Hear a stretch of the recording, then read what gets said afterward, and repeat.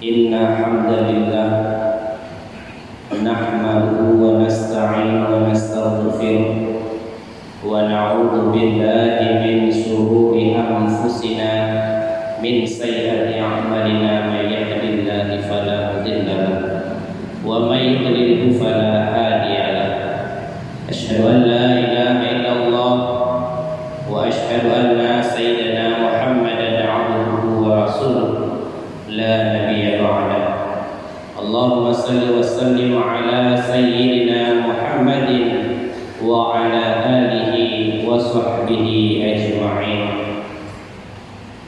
Faqala Allah ta'ala fil Qur'anil Karim, a'udzu billahi minasy syaithanir rajim. Bismillahirrahmanirrahim.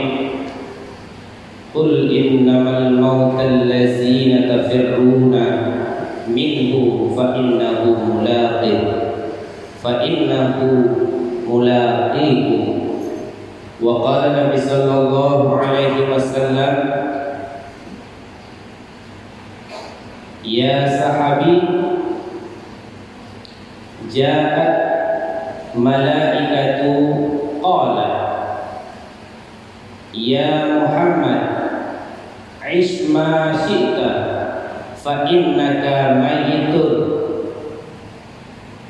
wahbib man syi'ta fa innaka mafariquhu wa'mal ma syi'ta fa innaka majzi'un bih.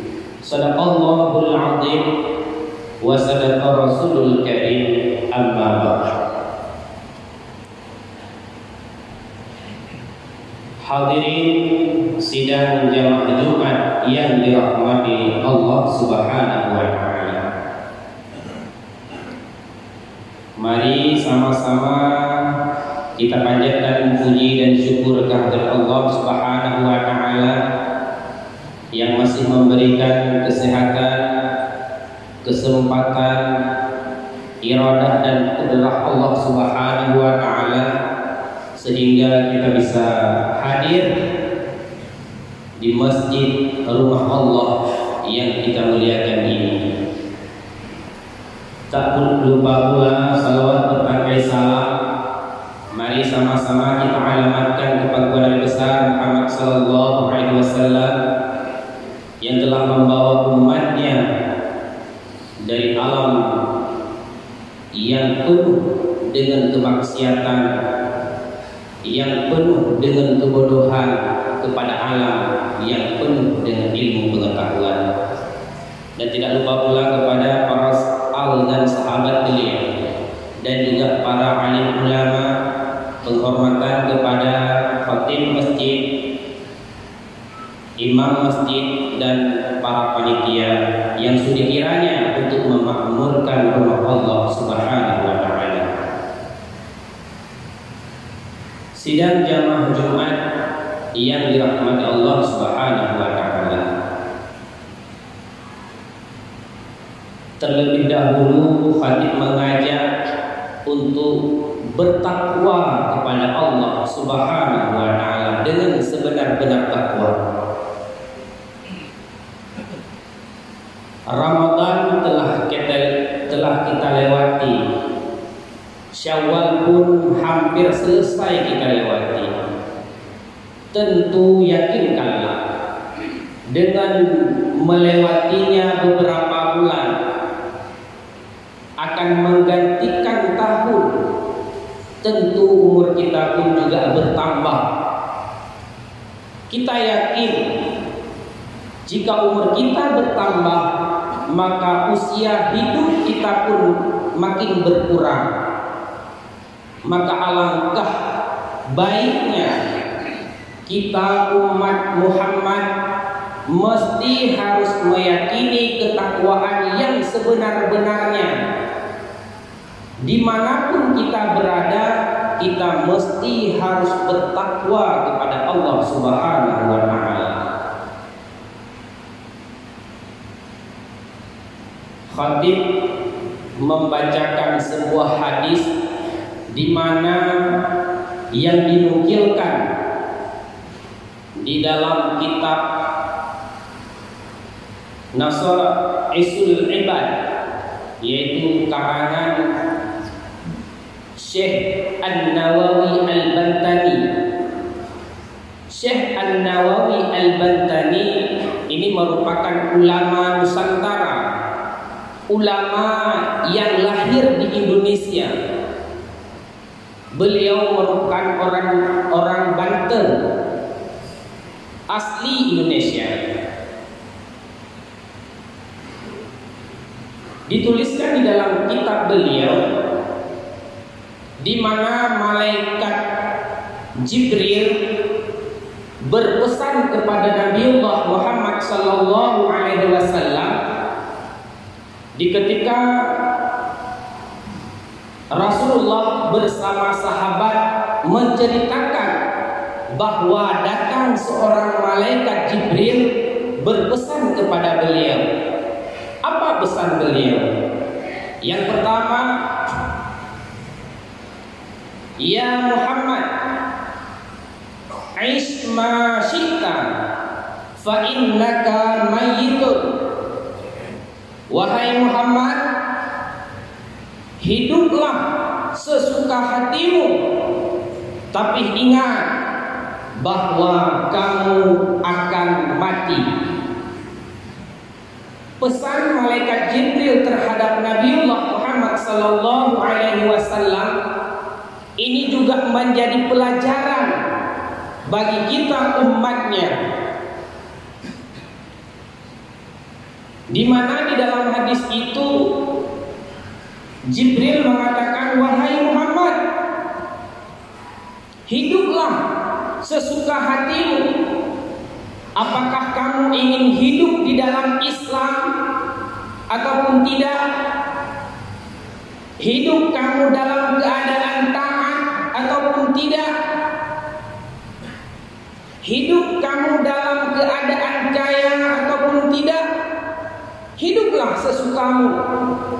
Tapi ingat, kehidupan kamu itu akan adanya kematian. Sebagaimana firman Allah, kullu nafsin za'iqatil maut. Setiap yang punya nyawa pasti akan kita rasakan yang namanya mati. Hidup kita di umur 80 tahun, jika Allah telah mentakdirkan kita mati, maka kita juga akan merasakan yang namanya mati. Maka di dalam kesempatan yang kita pada hari ini masih hidup, maka kita harus berintrospeksi diri dan kita harus mengingat kapan ajal itu akan berjumpa dengan kita. Dan apa yang telah kita persiapkan? Apa yang kata kubah legitanyo di ketika ajalnya akan sampai pada ketanyo? Apakah legitanyo siap jika katren dari masjid si adre malaikat akan gepreh ketanyo di rumah? Apa yang harus kita bawa? Putra yang kita persiapkan legitanyo untuk bertemunya dengan ajal, yaitu dengan kematian.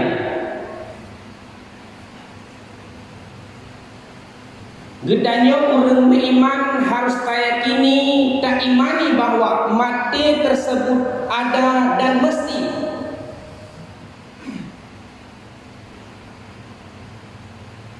Sebagaimana sebuah kisah yang terjadi pada masa Nabiullah Sulaiman. Di dalam kitab Majalisus Saniyah disampaikan di masa Nabiullah Sulaiman, nah sahabat yang sangat akrab dengan Nabiullah Sulaiman,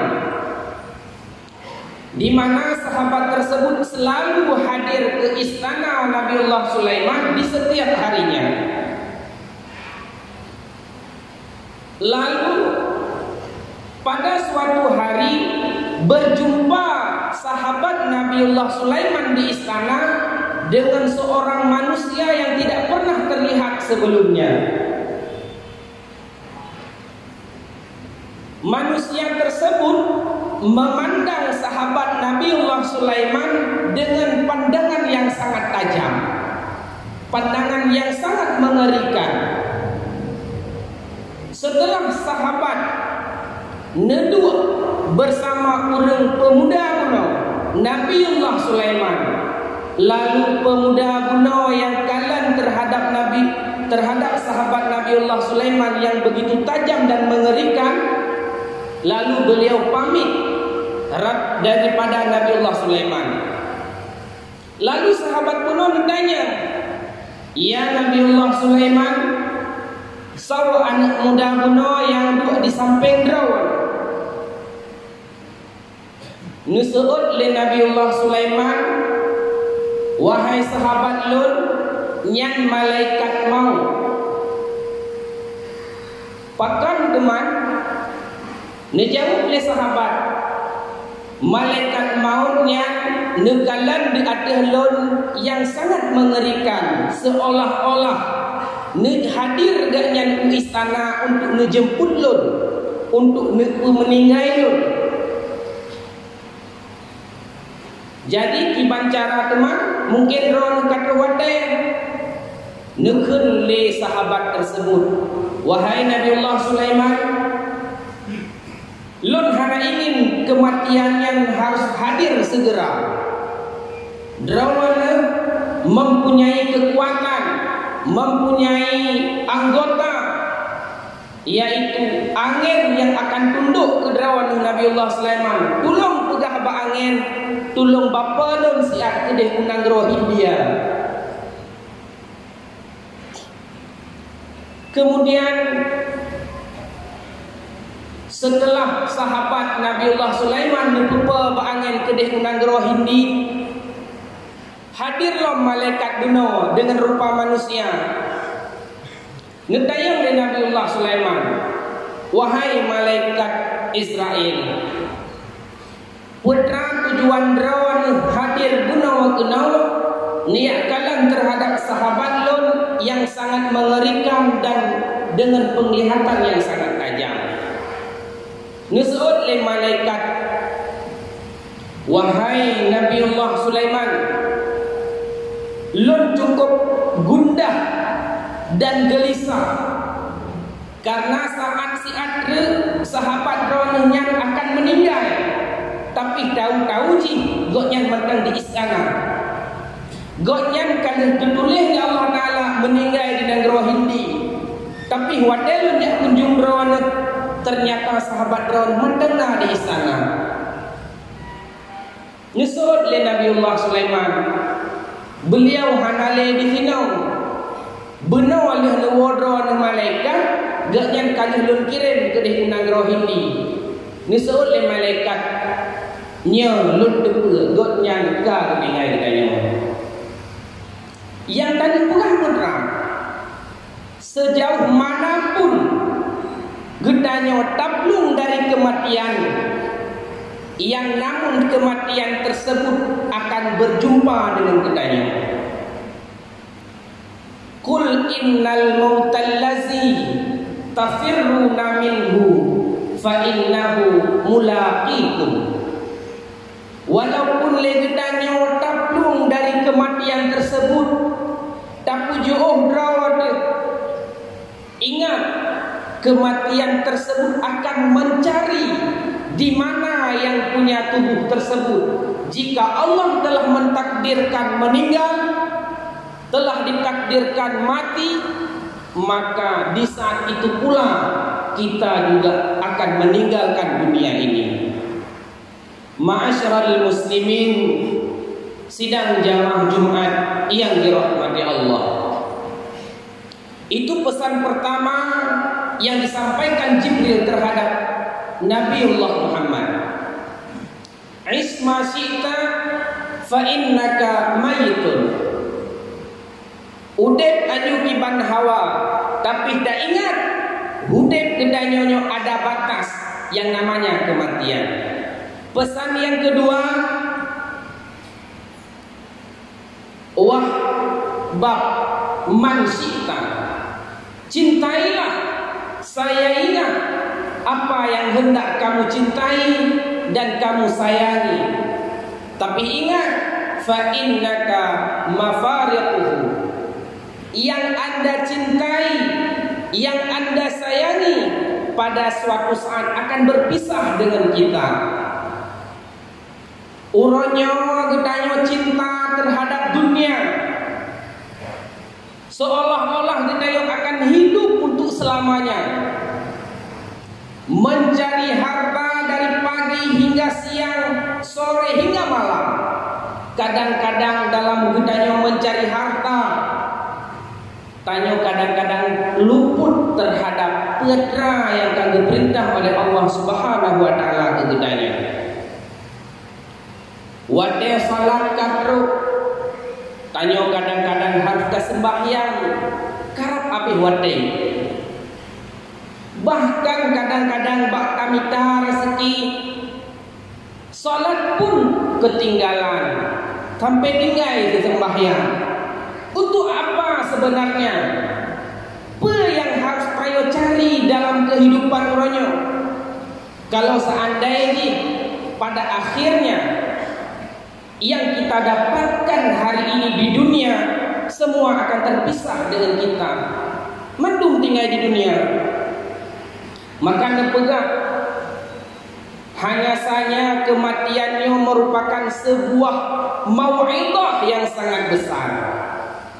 Takalan urang-urang yang telah mendahului gedanya, yang urangnya lebih awal tinggal dunia dengan gedanya, apakah dengan hal tersebut kita tidak bisa sadar? Apakah liganya dengan takalan urangnya pegang oleh urangnya setelah urangnya ditinggal dunia? Dukna berakan kekayaan yang diminta, dukna motor yang kagedau, dukna harta yang telah menumpuk di dunia ini, semua itu akan menjadi hak waris terhadap orang lain. Apakah kita siap tinggal tuntutan Allah, tinggal sembahyang, tinggal puasa, tinggal zakat, bak gara-gara tamita harta di dunia yang pada akhirnya harta tersebut juga akan tinggal hana gedayoba di alam kubur. Maka nepegah mati awak takalan urang tajak bak sabah tempat, tajak takziah, takalan urang dikubur di dalam tanah.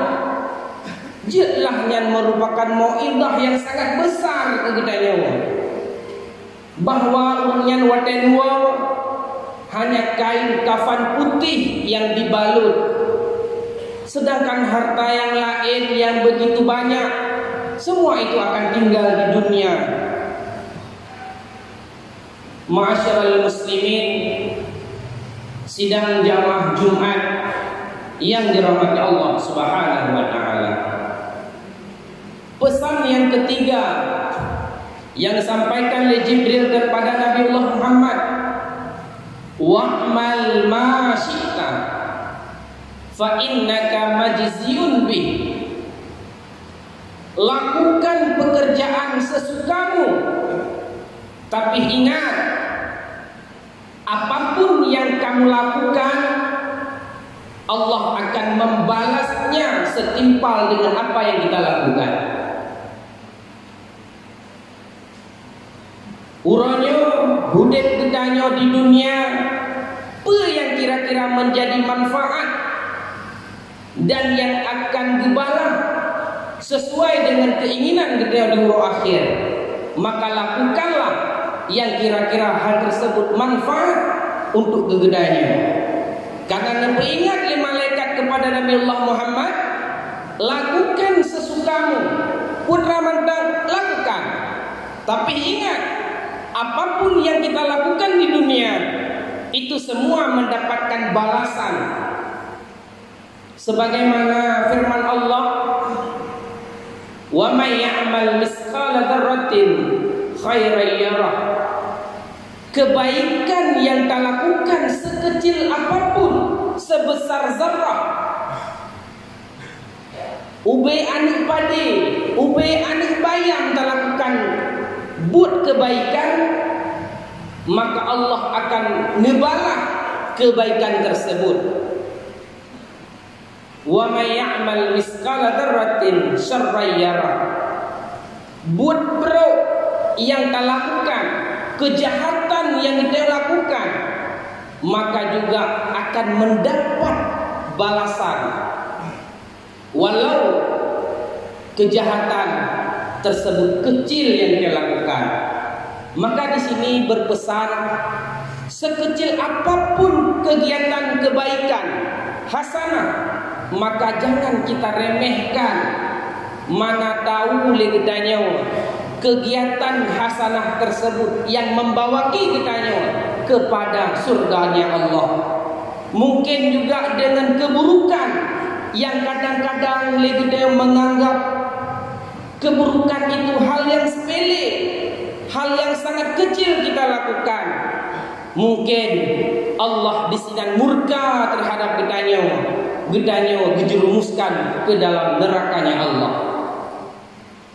Ingat sebuah riwayat, mungkin nyoka sering mendengar, sebagaimana kisah Imam Al-Ghazali. Al-Ghazali merupakan tokoh yang sangat luar biasa. Kepintaran beliau, ingatan beliau sangat luar biasa, sehingga Imam Al-Ghazali dinobatkan sebagai Hujjatul Islam, putra keadaan Imam Al-Ghazali. Diriwayatkan di mana Imam Al-Ghazali sedang menuliskan kitabnya,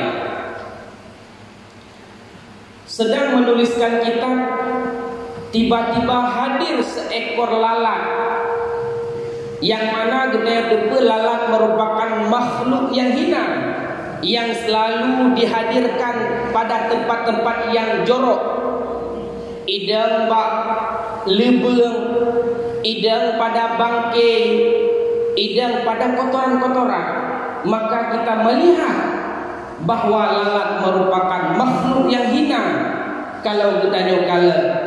Tapi hadir seekor lalat, sedangkan Imam Al-Ghazali sedang menuliskan kitab. Ternyata wadah kala Imam Al-Ghazali, lalat tersebut sedang haus yang cukup berat, sehingga dideng bak tinta yang sedang Imam Ghazali menuliskan kitab. Sehingga Imam Al-Ghazali hanya dulu hilang kitab, geprek lalat untuk bisa menghilangkan haus, gijet tinta Imam Al-Ghazali. Setelah kenyang, lalat tersebut terbang meninggalkan Imam Al-Ghazali. Kemudian Imam Al-Ghazali menuliskan kitab kembali hingga tuntas. Tidak lama kemudian Imam Al-Ghazali wafat, meninggalkan dunia. Lalu dimimpikan oleh seorang ulama lain, merupakan sahabat dari Imam Al-Ghazali. Dalam mimpi tersebut, beliau melihat Imam Al-Ghazali setelah diperintahkan Allah untuk masuk surga. Lalu sahabat ini bertanya, "Wahai Al-Ghazali, amalan apa yang Anda kerjakan di dunia sehingga Anda dipersilahkan begitu mudah ke dalam surganya Allah? Apakah dengan banyaknya pengikut waktu di dunia dalam mengajarkan ilmunya Allah?" Imam Al-Ghazali dijawab di dalam mimpi tersebut, "Bukan." Lalu kenapa? Apakah dengan banyaknya karangan kitab yang saudara tuliskan tinggal di dunia? Juga jawaban Al-Ghazali, bukan. Apakah dengan ibadah yang begitu sungguh dan yakin kamu lakukan waktu di dunia? Jawaban Imam Al-Ghazali juga bukan. Lalu kenapa? dan apa rahasia yang Anda lakukan sehingga Allah mempersilahkan Anda masuk ke dalam surganya Allah? Lalu Imam Al-Ghazali menjawab, Lun na pernah pada suatu ketika membiarkan lalat yang haus. Jika seandainya tidak saya biarkan meminum tinta yang sedang saya gunakan untuk menulis, mungkin lalat itu juga mati dalam kehausan. Mungkin disitulah karena kasih sayang Allah begitu besar, maka Allah melihat keridhaan terhadap Imam Al-Ghazali membiarkan tinta diminum oleh lalat sehingga lalat tidak jadi mati. Disitulah terletak ridha Allah. Maka disebab itulah Al-Ghazali masuk dalam surganya Allah. Pesan dari itu apa yang bisa kita ambil? Bahwa kebaikan apapun itu, sekecil apapun itu, tetap kita laksanakan karena Allah sangat luas dan cukup raya kasih sayang Allah terhadap hambanya, dan kasih sayang Allah terletak pada pekerjaan dan perbuatan yang baik dan yang hasan. Maka legedayo juga akan terhindari perbuatan yang buruk walau sekecil apapun, supaya legedayo terhindar dari murkanya Allah. Ma'asyiral muslimin, sidang jamaah Jumat yang dirahmati Allah, maka dari pesan ini mungkin jadilah sebagai pesan juga kegetanya, walaupun malaikat Jibril disampaikan kepada Nabiullah Muhammad selaku Nabi kegetanya, nya juga nasihat kepada umatnya, yaitu 3 nasihat. Yang pertama, hiduplah kita, tapi ingat setiap kehidupan itu ada batasnya, yaitu mati.